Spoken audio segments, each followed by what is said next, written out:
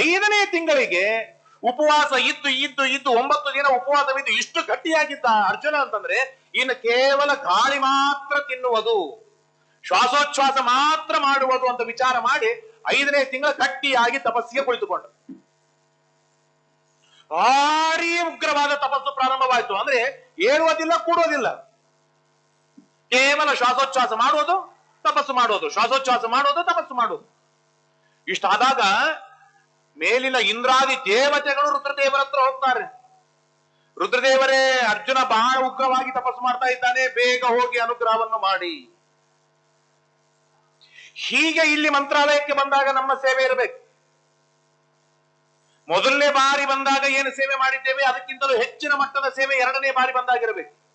ಮೊದಲನೇ ದಿನ ಏನು ಸೇವೆ ಮಾಡಿದ್ದೇವೆ 2ನೇ ದಿನ ಇನ್ನೂ ಹೆಚ್ಚಾಗಬೇಕು, 3ನೇ ದಿನ ಇನ್ನೂ ಹೆಚ್ಚಾಗಬೇಕು, 3ನೇ ಬಾರಿ ಬಂದಾಗ ಇನ್ನೂ ಹೆಚ್ಚಾಗಬೇಕು.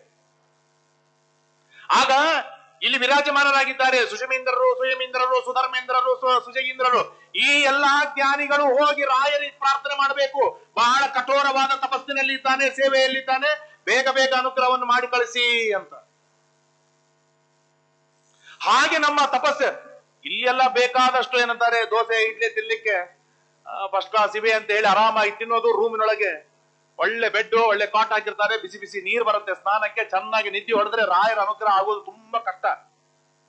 ನಮ್ಮ ಸೇವೆ, ನಮ್ಮ ಸಾಧನೆ ಎಷ್ಟು ಕಠಿಣವಾಗಲಿಕ್ಕೆ ಸಾಧ್ಯವಿದೆ ಅಷ್ಟೆಲ್ಲ ರೀತಿಯಿಂದ ಕಠಿಣವಾಗಿ ತಪಸ್ಸು ಮಾಡಿದಾಗ ದೇವತೆಗಳು ಹೇಳ್ತಾರೆ, ರುದ್ರದೇವರಂತಾರೆ, ಅಲ್ಲೋ ಮಾರಾಯ, ಹೀಗೆಲ್ಲ ತಪಸ್ಸು ಮಾಡಿದರೆ ನಾನು ಹೊರ ಕೊಡ್ಲಿಕ್ಕೆ ಹೋಗ್ಬಿಟ್ರೆ ನಾನು ಅಜಯನಾಗಬೇಕು, ಅವಧ್ಯನಾಗಬೇಕು, ಯಾರಿಂದಲೂ ಸಾಯಬಾರ್ದು, ನನಗೆ ರುದ್ರದೇವರ ಪದವಿ ಬೇಕು, ಬ್ರಹ್ಮದೇವರ ಪದವಿ ಬೇಕು, ಹೀಗೆಲ್ಲ ಹುಚ್ಚುಚ್ಚು ಹೊರ ಕೇಳಿದ್ರೆ ನಾ ಏನ್ ಮಾಡ್ಲಿ ಅಂತ. ಇಲ್ಲ ಸ್ವಾಮಿ, ಅವನಿಗೆ ಏನು ಬೇಕಾಗಿಲ್ಲ, ನಿಮ್ಮ ದರ್ಶನ ಬೇಕಾಗಿದೆ, ನಿಮ್ಮ ಅನುಗ್ರಹ ಬೇಕಾಗಿದೆ. ಅವನಿಗೆ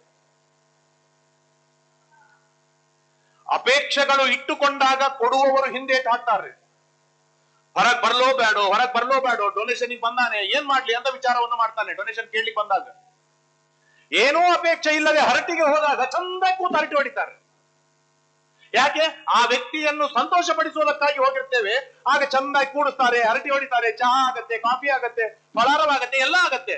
ಆದ್ರೆ ಏನಾದ್ರೂ ಬೇಡಿಕೆಗಳನ್ನು ಇಟ್ಟುಕೊಂಡು ಹೋದಾಗ ಸ್ವಲ್ಪ ಹಿಂದೇಟಾಗ್ತಾರೆ. ಇದು ಎಲ್ಲರಲ್ಲೂ ಸಮಾನ. ಇದು